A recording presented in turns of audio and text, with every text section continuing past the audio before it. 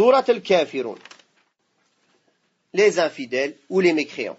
Elle est de 6 versets. C'est une sourate pré-égérienne, c'est-à-dire mecquoise, et dans l'ordre des sourates, c'est la 18e qui a été révélée. Allah Ta'ala dit, Bismillahirrahmanirrahim, Qul ya ayyuhal kafirun, la a'budu ma ta'budun, wa la antum 'abiduna ma a'bud, wa la ana 'abidun ma 'abadtum, wa la antum 'abiduna ma a'bud, lakum dinukum waliyadin.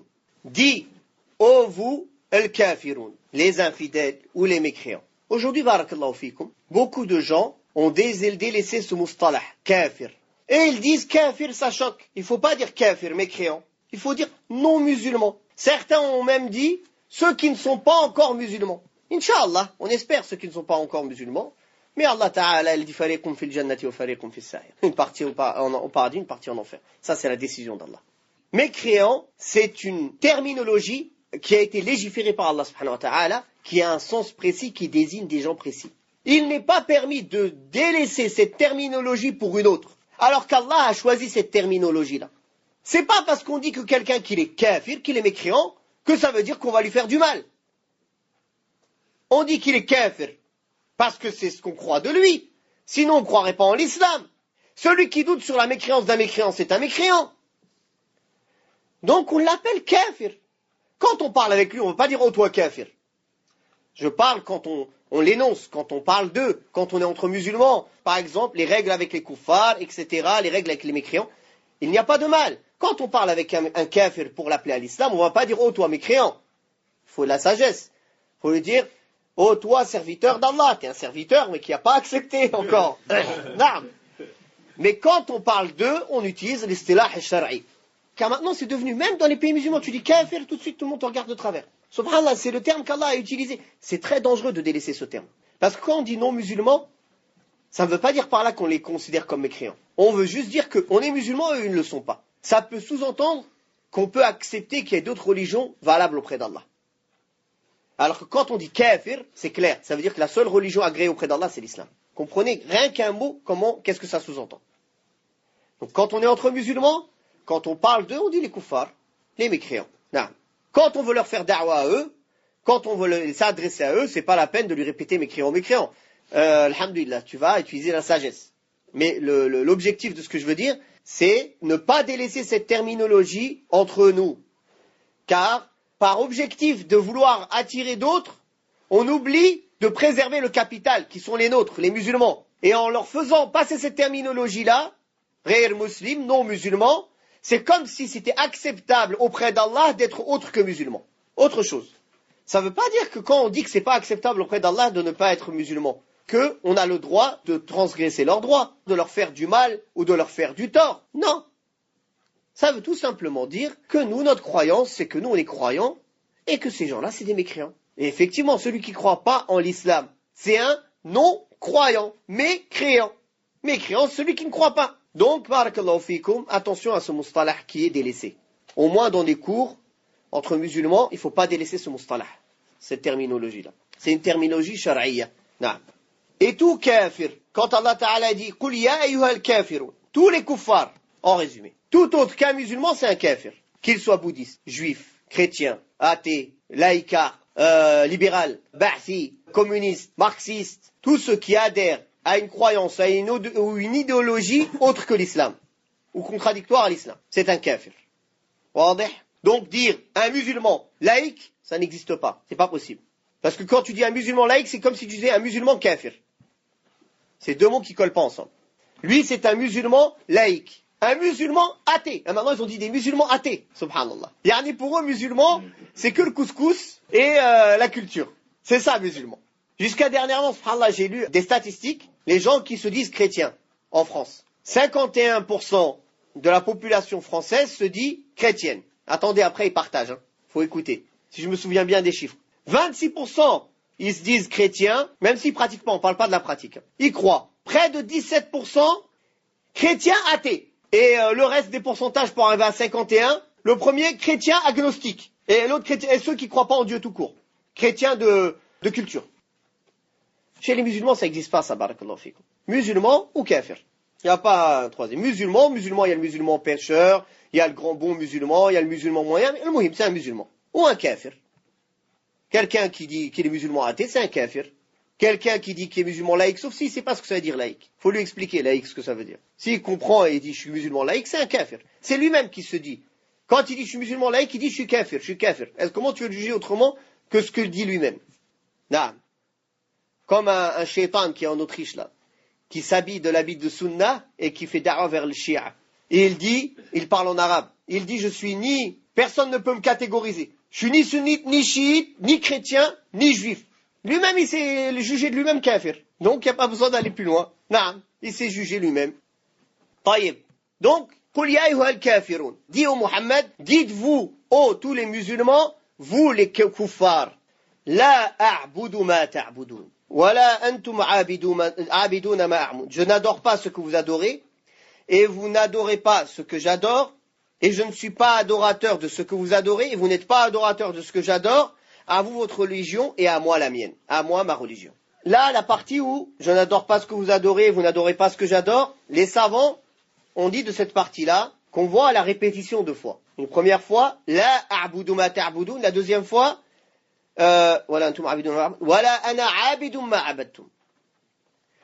La première fois, c'est je n'adore pas ce que vous adorez maintenant. Et la deuxième fois, c'est Wala ana abidum ma abadtum. Ni plus tard, je n'adorerai ce que vous adorez. Wadih? Ou bien,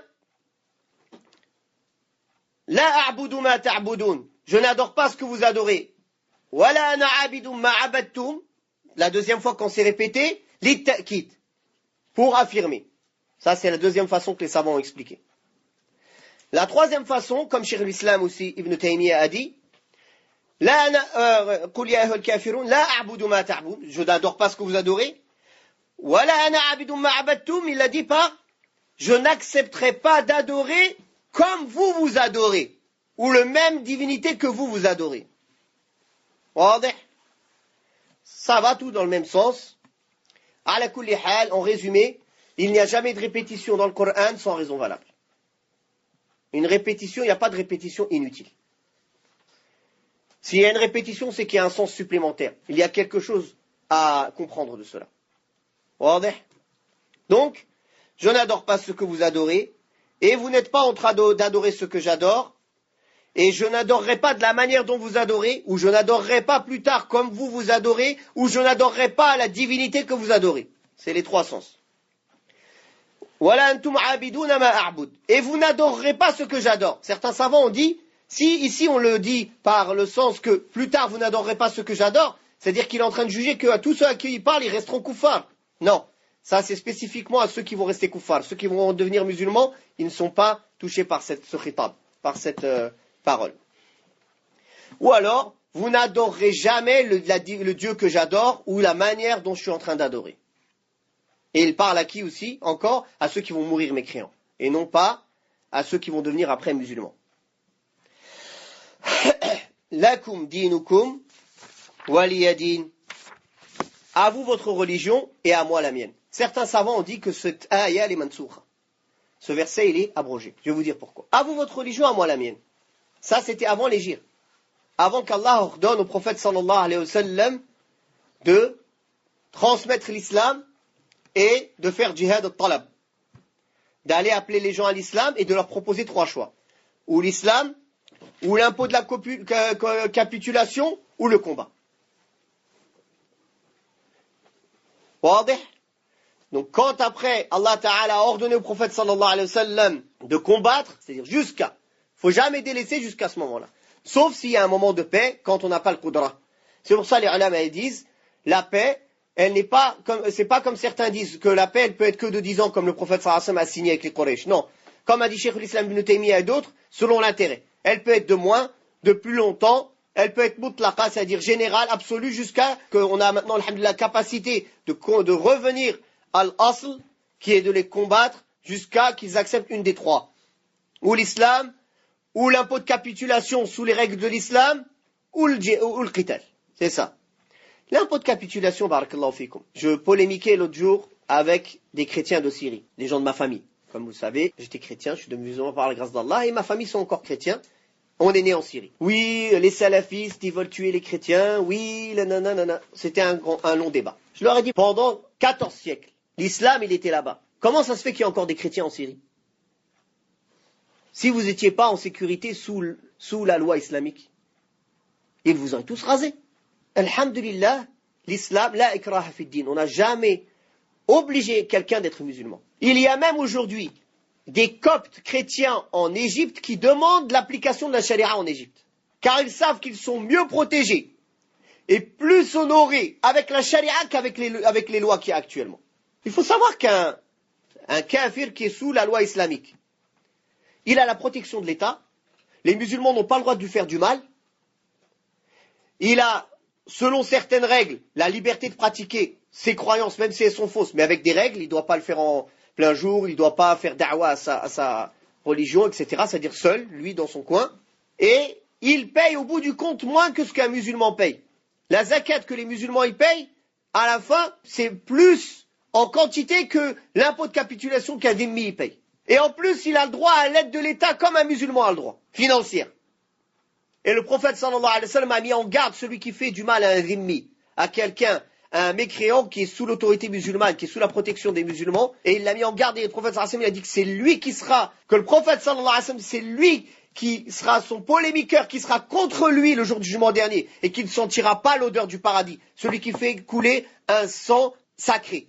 Et le sang sacré, barakallahu fikum, il est 4. Le sang d'un musulman, le sang d'un dhimmi, kafir qui est sous l'autorité musulmane, le sang d'un musta'man, quelqu'un à qui le gouverneur musulman il a donné la sécurité pour entrer dans le pays, ou un musulman, simple musulman, il lui a dit tu rentres en sécurité, tous les musulmans ils doivent respecter sa parole. Et le sang d'un mu'ahad, d'une personne avec qui notre pays il a un pacte de paix. Ces 4 sangs-là sont sacrés, on n'a pas le droit de les toucher. Et celui qui fait couler un sang sacré, comme le prophète sallallahu alayhi wa sallam a dit, il ne sentira pas l'odeur du paradis. Donc c'est pas parce qu'on dit que c'est des koufars qu'on ne dit pas que leur sang il n'est pas sacré. S'ils rentrent dans ces 3 catégories-là, leur sang il est sacré. Donc a priori nous, par exemple en France, c'est le contraire. On a un ahd. On a promis d'être là, de ne pas faire du mal aux gens avec qui on habite ici. On a donné une promesse. Cette promesse-là, elle n'est pas contradictoire à l'islam. On est obligé de la tenir. Sinon, rends tes papiers, comme Allah Ta'ala il a dit, rends-leur leur pacte, dis-leur je suis plus avec vous, je vous combats. Dis-leur en plein jour, pas en cachette, je vous combats et prends tes responsabilités, si tu es un homme. Et même ça, tu n'as pas le droit, parce que ça ne se passe pas comme ça le combat dans l'islam. Wadih, incha'Allah. On va s'arrêter là pour aujourd'hui, bi'idhnillah subhanahu wa ta'ala. Wallahu ta'ala a'la wa a'lam. Wa sallallahu ala Muhammadin wa ala alihi wa sahbihi wa sallam. Walhamdulillahi rabbil alamin.